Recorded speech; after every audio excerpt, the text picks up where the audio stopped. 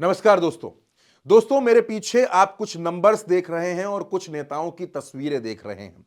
सबसे पहले मैं आपको यह बता देता हूं कि ये नेता कौन है। चंद्रबाबू नायडू हैं, नीतीश कुमार हैं, एकनाथ शिंदे हैं, चिराग पासवान और जीतन राम मांझी, और इस तरफ आप नरेंद्र मोदी को देख पा रहे हैं और इस तरफ देख पा रहे हैं अमित शाह को, और पीछे धुंधली सी तस्वीर एक है बाबा साहब अंबेडकर की। दोस्तों, बाबा साहब अंबेडकर को लेकर, वो बाबा साहब अंबेडकर जो देश के करोड़ों लोगों के दिल में बसते हैं, जिन्होंने संविधान दिया, जिनके प्रति लोगों की आस्था है, आज भी लोग बाबा साहब को पूजते हैं।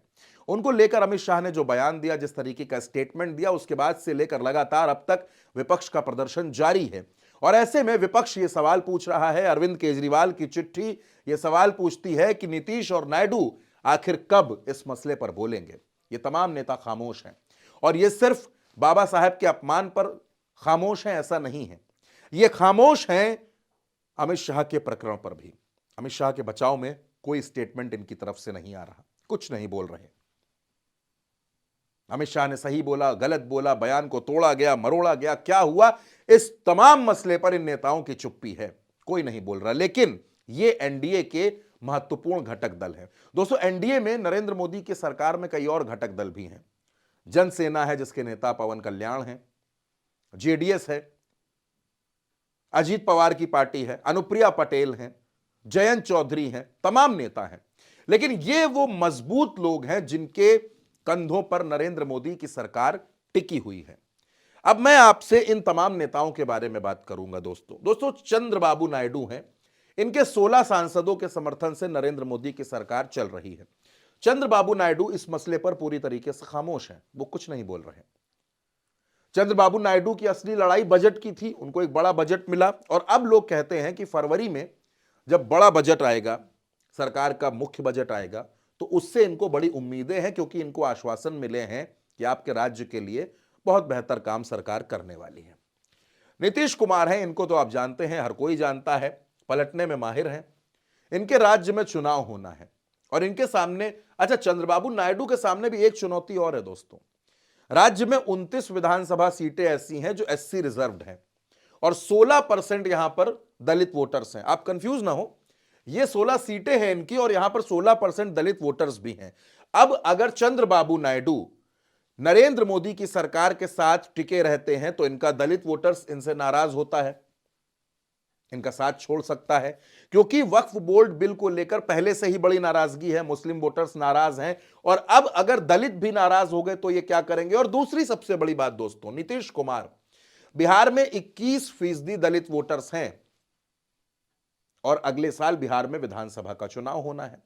ऐसे में सवाल यह है कि नीतीश कुमार क्या करेंगे, क्योंकि ये तो दलितों के बड़े हिमायती हैं। मुस्लिम और दलित का जो कॉम्बिनेशन है, वो जेडीयू को हर बार सत्ता में पहुंचाने योग्य सीटें दे देता है।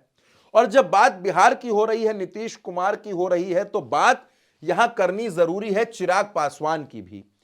ये भी नरेंद्र मोदी की सरकार में मंत्री हैं, इनके पास 5 सांसद हैं, इनको जोड़कर अब पासवान समाज का वोट तकरीबन 6% के आसपास है बिहार में, और चिराग पासवान के पास 5 सांसद है। चिराग पासवान के कंधों पर सरकार टिकी हुई है। चिराग पासवान एक महत्वपूर्ण पिलर हैं। अगर चिराग पासवान की अंतरात्मा ने उनको आवाज दे दी और यह कहा कि बाबा साहब का अपमान हुआ है, इस पर आप अपनी चुप्पी तोड़िए, और अगर चिराग पासवान ने चुप्पी तोड़ी या चिराग पासवान ने कोई कदम उठाया, तो नरेंद्र मोदी की सरकार खतरे में आती है। और इन्हीं के साथ बड़ी कम संख्या है, इकलौते सांसद हैं जीतन राम मांझी, मुसहर जाति से आते हैं, मुसहर जाति महादलित में आती है, बिहार में 3% से ज्यादा है।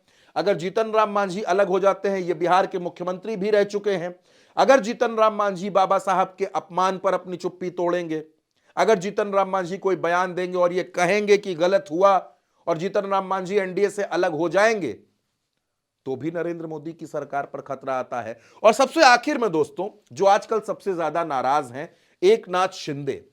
एकनाथ शिंदे खफा हैं किससे? एकनाथ शिंदे खफा हैं अपने अपमान से, क्योंकि लगातार इनका अपमान हो रहा है।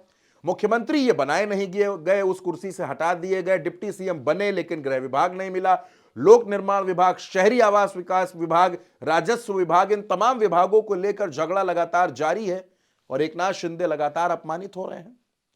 विधान परिषद में सभापति की कुर्सी भी इनकी पार्टी को नहीं मिली, वहां भी भारतीय जनता पार्टी ने अपने नेता राम शिंदे को बिठा दिया।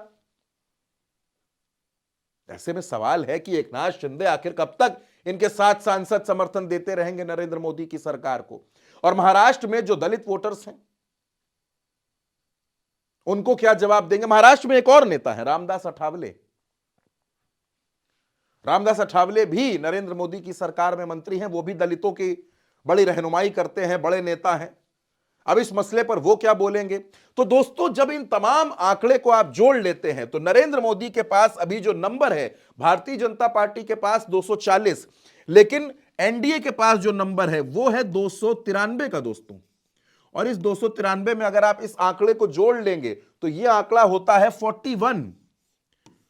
और इस 41 के आंकड़े को अगर आप 293 से दोस्तों घटा देते हैं तो यह आंकड़ा कहां जाकर पहुंचता है। यह आंकड़ा पहुंचता है, बड़ी विपरीत स्थिति में पहुंचेगा दोस्तों। यह आंकड़ा हो जाएगा 252, यानी रेड जोन, यानी सरकार गिर गई, क्योंकि भारतीय जनता पार्टी के पास 240 सांसद हैं। और अगर ये तमाम नेता अलग हो गए, या इनमें से मान लीजिए चिराग पासवान नहीं भी अलग होते हैं, तो यह आंकड़ा 257 हो जाएगा। मांझी नहीं भी अलग होते हैं तो यह आंकड़ा 58 हो जाएगा। 258 तक सरकार पहुंच जाएगी। और मैं यह भी मान लेता हूं दोस्तों कि अगर एकनाथ शिंदे भी अलग नहीं होते हैं तो यह आंकड़ा 265 हो जाएगा। यानी फिर भी बहुमत से 7 सीटें तो कम रहेंगी दोस्तों, फिर भी कम रहेंगी अगर यह आंकड़ा वहां भी पहुंच जाता है। यानी ये दो बड़े महत्वपूर्ण किरदार हैं दोस्तों, चंद्रबाबू नायडू और नीतीश कुमार।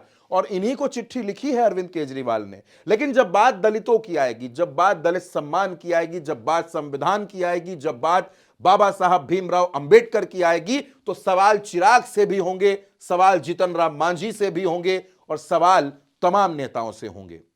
अब ये नेता कब अपनी चुप्पी तोड़ेंगे, बाबा साहब के सम्मान में कब ये बोलेंगे, इस पर पूरे देश की नजर है दोस्तों। फिलहाल इस खबर में मेरे साथ इतना ही। आप अपनी राय इस महत्वपूर्ण खबर पर, इस नंबर पर जरूर दीजिएगा, और उल्टा चश्मा यूसी को सब्सक्राइब करना बिल्कुल मत भूलिएगा।